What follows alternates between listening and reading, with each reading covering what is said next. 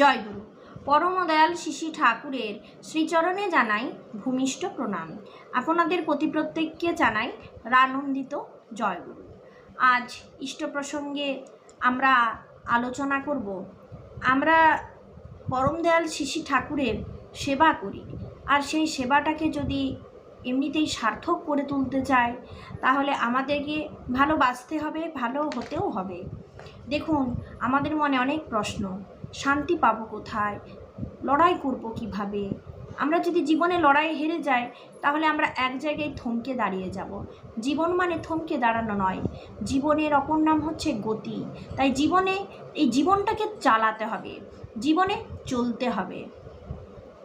তো আমাদের কাম, ক্রোধ, লোভ সব কিছু আছে, আমরা যতই ঠাকুর ঠাকুর করি না কেন, কিন্তু এক একটা টাইম আসে যখন আমরা নিজেকে কন্ট্রোল করতে পারবো না, যখন আমরা নিজের ভুলগুলোকে শুধরাতে পারবো না, তখন নিজেরই বিরক্তি লাগে। তো এই বিরক্তি যেখানেই আসবে সেখানেই জানবেন সব কিছু পণ্ড হওয়ার মুখে। আজকে এই নিয়েই আমরা বিশেষ কিছু আলোচনা করব। তাই আপনারা ঠাকুরের কাছে অবশ্যই বলুন যে আমি অক্রোধী, আমার লোভ নেই, আমার সব কিছুই তোমাকে নিয়ে ঠাকুর, সব কিছুই তোমাকে নিয়ে। যখন আপনার যত অসুবিধা সব ঠাকুরকে দিয়ে দেবেন না, তখন দেখবেন একটা একটা করে প্রবলেম আসছে, একটা একটা করে সলভ হচ্ছে। আমরা প্রবলেমটা নিয়ে চিন্তা করি, কিন্তু কখনো সলভটাকে নিয়ে চিন্তা করি না। সমস্যা নিয়ে চিন্তা করলে কখনো সমাধান আসে না। কি করলে কি হয়, কি করতে হবে, সেইটুকু চিন্তা করলে সমাধান আসবে। প্রত্যেকটা সূত্র আছে, সেই সূত্র ধরেই সমাধান আসে। আমার জীবনে কি কখনো সমস্যা আসেনি? আমি কিন্তু ঠাকুরকে ধরেই সমাধান বের করেছি। আজকে দেখুন, আমাদের সমস্যাকে নিয়েই জীবন, যত প্রবলেম আমাদের জীবনে। ঠাকুর আছেন বলে কি প্রবলেম আসবে না? কিন্তু কৌশলটা ঠাকুরই দেবেন উদ্ধার হবার জন্য। আচার্যদেবের জীবনে কি সমস্যা নেই? না, ভগবান শ্রীকৃষ্ণের সমস্যা ছিল না, তাদেরকে বেশি প্রতিকূলতার সঙ্গে যুদ্ধ করতে হয়েছে, লড়াই করতে হয়েছে। তো ভগবানকে যখন লড়াইয়ের সঙ্গে লড়াইয়ের পর লড়াই চালিয়ে যেতে হয়েছে, আমরা তো সাধারণ প্রবৃত্তিতে বশ হওয়া একটা সামান্য জীব, আমাদের তো সমস্যার পর সমস্যা হতেই থাকবে। তা বলে থমকে না দাঁড়িয়ে, আনন্দকে বিসর্জন না দিয়ে আমরা সুন্দরভাবে চলতে পারি। আর সেই কৌশল আমরা পাই দীক্ষা নেওয়ার পর। আমরা দীক্ষার সময়ে যে সংকল্পগুলি সারা জীবনের জন্য গ্রহণ করেছিলাম, তার কতগুলো পালন করে চলি আমরা, তা কি যাচাই করি কখনো? ঠাকুর যা চেয়েছেন সেই তুলনায় আমরা কিছুই করতে পারি না, তবু তিনি দয়া করেন, তবু সুযোগ দিয়ে চলে অপারগ। তিনি তো আমাদের কখনোই ছেড়ে দিতে পারেন না। এই তার দয়ার স্বরূপ, যা কোনোভাবেই পরিমাপ করা যায় না। তারপরেও প্রকৃতভাবে তাকে নিজেদের চলনে চরিত্রে মূর্ত করে চলি কজন? একদিকে আমার একক সাধনা, আর অন্যদিকে এই সমগ্র দুনিয়ায় যতগুলো প্রাণ আছে, যতগুলি আমি আছি, সব মিলে দানা বেঁধে যদি একাকার না হই, তাহলে যিনি স্বয়ং এক ও অদ্বিতীয়, তাকেই কি করে অনুভব করব? আর এর একমাত্র পথই হচ্ছে তিনি যা বলেন তা বাস্তব জীবনে অনুধাবন ও অনুসরণ করা।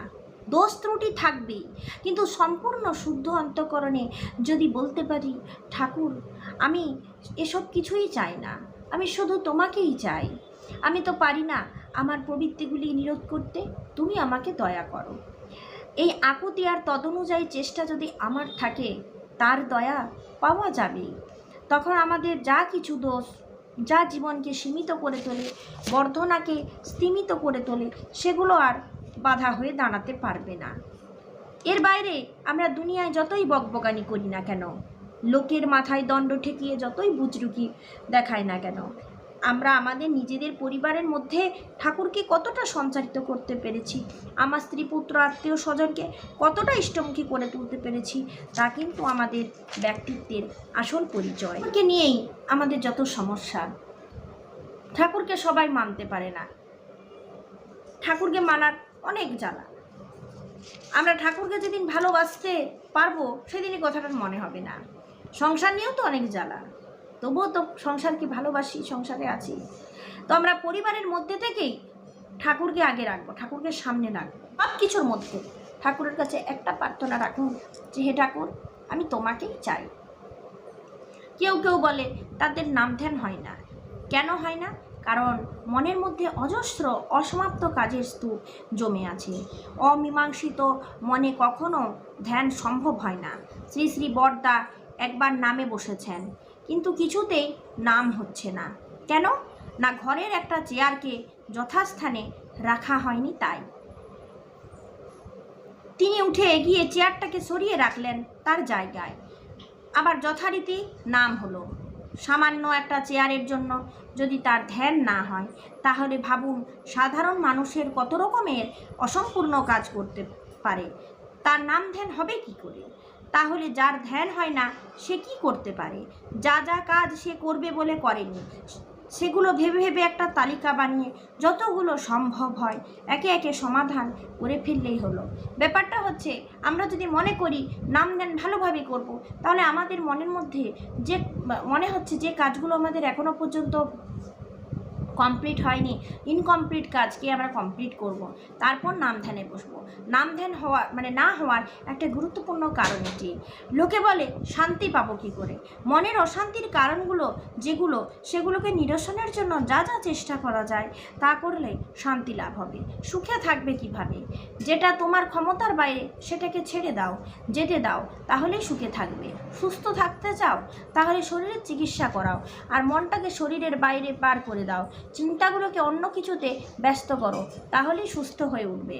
কাউকে যদি ভালোবাসো, তাহলে এমনভাবে ভালোবাসো যেন তার তৃপ্তির কারণ হয়ে উঠতে পারো। এই যে তাকে ভালোবাসতে পারছো, এটাই জোর। আর এই যে তুমি তাকে তৃপ্তি দিতে চেষ্টা করছো, এটাই প্রেম। যেটাকে তুমি সম্পূর্ণ করার জন্য বিহিত চেষ্টা করে চলেছো, সেটাই সাধনা। এইভাবে সহজ করে জীবনটাকে বোঝেন আর এগিয়ে চলেন, তাহলেই হবে। আমি তো এইভাবেই বুঝি, তোমায় যদি ভালোবাসতে হয় ঠাকুর, ভালোবেসেই না দেব। যদি আমার সময় আসে নির্বাচনের, তো তোমাকেই নির্বাচন করে নেব। এই তো সহজ গল্প, এতে কঠিন জীবন জটিলতার তো কিছু নেই, কঠিন জটিলতার তো কিছু নেই। এইভাবেই ঠাকুরকে ভালোবাসেন আপনারা। কখনো যেন তার পরীক্ষা নিতে যাবেন না। জানবেন, পরীক্ষকের পরীক্ষা নিতে গেলে তিনি কিন্তু সব সময় পাশ করবেন, কারণ তিনি সব প্রশ্নের উত্তর জানেন। এই যে বিরাট বিরাট উৎসব দেখছেন, মানুষের ঢল দেখছেন, জানবেন এগুলো কিছুই নয়। এখনো অনেক কাজ বাকি, আমাদের অনেক দূর পৌঁছানো বাকি। আপনারা দেখবেন গল্পগুলো বদলাবে। সৎসঙ্গীরা রাস্তা দিয়ে যাবে, লোকে এসে প্রণাম করবে। গুরু ভাইদের কোনো প্রয়োজন উপস্থিত হবে, এলাকার লোকে এসে বলবে, আরে আপনি ভাবছেন কেন, আমরাই সব করে দেব। দেখা যাবে একজন দুজন নয়, হাজার হাজার সাথী দাঁড়িয়ে আছে আমাদের ঠাকুরের প্রেমে। আমাদের কেবল একই যুক্ত হয়ে বহুতে বিস্তার লাভ করতে হবে। তখন এইটাই হবে আমাদের জীবনের গল্প। এই বলে কথাগুলো শেষ করলেন বর্তমান আচার্য। তাহলে এখানে আমি কিছু কথা আপনাদের যেগুলো বললাম প্রথমে, সেগুলো মানে পূজনীয় বিঙ্কিতার কথা আলোচনা করেছি। এতক্ষণ ধরে আমি যে কথাগুলো আলোচনা করলাম আপনাদের সাথে, এখানে দেখছি সবই কিন্তু উৎসাহজনক কথাবার্তা। ঠাকুর নেই কিংবা ঠাকুরকে সাধনা করলে পাওয়া যায় না, এসব কথা কিন্তু নেই। ঠাকুরকে কিছু বলার কথা বলা হচ্ছে, যেমন ঠাকুর তুমি সব, আমি তোমাকেই চাই। এই যে কথা, এই কথার মধ্যে দিয়ে আপনি কিন্তু বিশাল শক্তি পাবেন এবং আপনার না হওয়া কাজগুলোকে সমাধান করবে একটা ছোট্ট কথা, আমি তোমাকেই চাই। আর এই বলতে বলতে আপনি ভাববেন যে আমি তো ঠাকুরকেই চেয়েছি, আর ঠাকুরকে চাওয়ার সাথে সাথে আমার অনেক কিছু আসবে। পরীক্ষককে কিন্তু পরীক্ষা করতে আমরা যাব না, ঠাকুরকে কোনোদিন আমরা বিশ্লেষণ করতে যাব না। ঠাকুরকে বিশ্লেষণ করাটা আমার কাজ নয়, ঠাকুরকে চাওয়াটা আমার কাজ। বিশ্লেষণ নিজেকে করাটা কাজ। নিজেকে যত বিশ্লেষণ করব, নিজের মধ্যে ভুল ত্রুটি পাবো, আর তত সংশোধনের রাস্তায় নিজেকে নিয়ে আসবো, তাহলে কাজ হবে। তো এইভাবেই আপনারাও থাকুন। আস্তে আস্তে ঠাকুরকে এই কথাগুলো বলতে থাকা, প্রবৃত্তিগুলোকে নিয়ন্ত্রণ করতে পারি। এই কথাগুলোকে ঠাকুরের সঙ্গে আলোচনা করুন, আপনার সমস্ত শান্তি সুখ সব কিছু আসবে। আগে এগুলো আমাদের সবই মনের অভাব, অশান্তি, ভালো নেই, এরকমগুলো হলো মনের ভাব। এগুলো থেকে যতটা নিজেকে ঠিকঠাক রাখতে পারবেন ততটাই ভালো। আজ প্রসঙ্গ এই পর্যন্ত। জয় গুরু।